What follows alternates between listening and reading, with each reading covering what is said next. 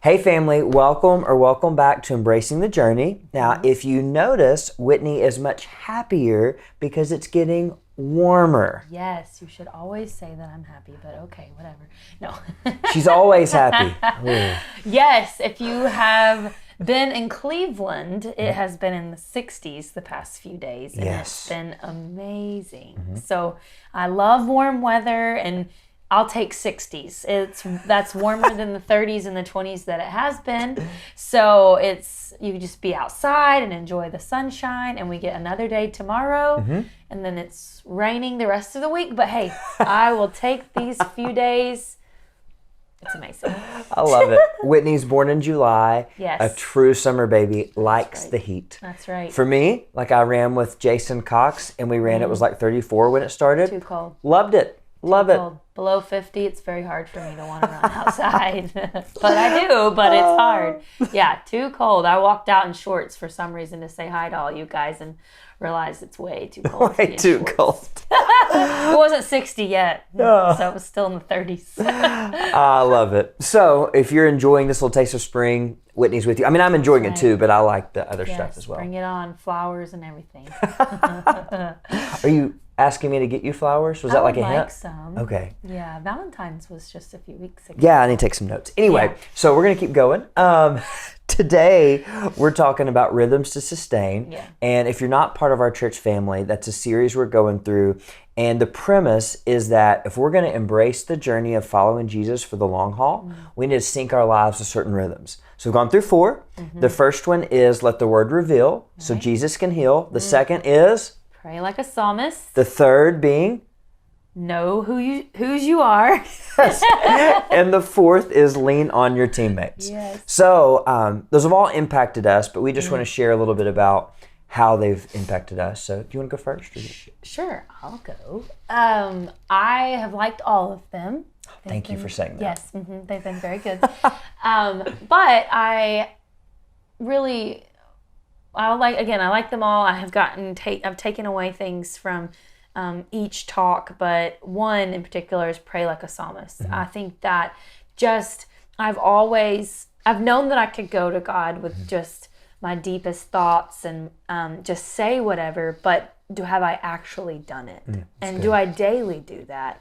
I think, prayer is so important in our lives, and it's just an opportunity to talk to God and just be real. He already knows our thoughts, like we talk about, but it's just changed how I'm communicating, even in my journal, and just not being afraid to just write and write the prayers out, and just not trying to sugarcoat anything before the Lord, but just being who I am, and just maybe through anger, happiness, whatever that looks like. And so that's just been really, really good to just be real and talk to Jesus. Yeah. And so just pray like a psalmist was good, and I really like the name. I think it's catchy. I liked the rhythm. Did a good job with that. Credit the Holy Spirit for his inspiration. Yes, okay. Oh, that's awesome. And David. Yes. So I think even for me, I've been on this journey of reading through the prophets, and I'm getting close to being done. Really excited about that, and just have enjoyed it. Yeah. But even just reading through Zechariah, which is where I'm at now, I wanted to read... So on the 18th, I was reading in Zechariah 1-4, and just like my prayer at the end of that was just affect all I do, strengthen me to cooperate with you. That rhymed, I didn't realize that. But it was just a reminder, I read in verse 15 of chapter 1, I wrote, it's dangerous to go beyond what God wants. And it was just this reminder that, man, God has to affect everything I do. And I don't need to work against him. Right. I need to work with him and submit to him and surrender to him. So I have just absolutely loved my time in the psalmist and just what I even learned about the character of God. Yesterday, reading about the fact that he asked this question in chapter 8, verse 6 of God says, is it impossible to me? He's asking about a specific situation, but all around that, in this chapter, in verse 1 and verse 2 and verse 4 and 2 times in verse 6 and 2 times in verse 9, the name of God in this chapter is the Lord of Heaven's armies. Oh, yeah. So it's just beautiful because God's like, hey, remember who I am. I'm the Right. Lord of Heaven's armies. Yeah. I'm leading the undefeated army. Right. And, oh yeah, is anything impossible for me? It's just that reminder to depend upon him. So I just love that. And it reveals the places I don't. Right. And that's where Jesus can heal me. So I love that. That's really cool. I'm actually reading in Isaiah, and that's what it references, awesome. a lot. And it's just, that's a good reminder to know that he's already won the battle. Why don't? And he's already showed us time and time again to rely on him. But there's just so many times that we don't. Yes. But he is the God of angel armies. Yes. Right? So it's he's already conquered it. Why don't we just lean Yes. into him? So these rhythms have been really great. I'm excited for the next few weeks to continue it. But when we set rhythms in our life, I think it really just helps us to continue that path of leaning in to him and knowing him more and knowing his character. So I agree. And so if you have any questions about just how to incorporate those rhythms, like message us. We would love to talk about it, because this series, one of the reasons I love it is because it's not about what we're doing on Sundays. It's about what we're doing in our home, which is where we're at, and what we're doing in our everyday lives. And week, so that's what this time, Embracing the Journey, is about, that, hey, Jesus wants to meet us in the mundane. Right. But that's also what this series is about, just helping us see that. So just our everyday life. So it's awesome. And I'll just end by saying this. Like on Sunday, we talked about lean on your teammates.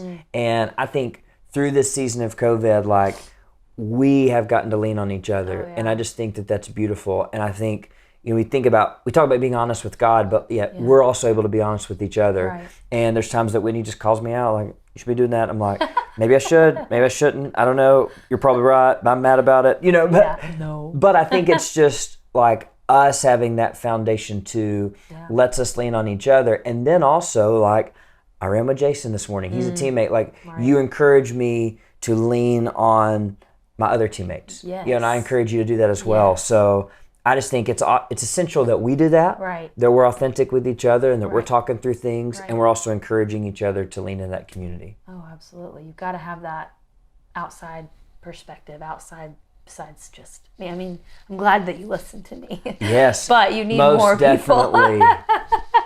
You need more people speaking in, trusted people, of course. Yeah. But I have to approve. No, I'm just kidding. But yeah, no, I do. I think community and finding that teammate and finding your teammate. Sunday was good. I'm still wrestling with what you shared and just knowing who my teammates are that I'm surrounded with. If you haven't listened to it, I encourage you to do so. It was very good. Yeah. So we could keep talking about that, but yeah, that's awesome. Well, and I'm going to keep talking about it for just a minute. Oh, okay. But I think one thing that I've thought about even tonight is, or as we're filming this, is I was listening to Louis Giglio speak. This was years and years ago, and he talked about why God brought him and Shelley together. And he's like, it wasn't just that I thought she was pretty or da-da-da. It's like she had a love for college students and I had a love for college students, and our paths like matched, and we were going to do more together than we ever could separately.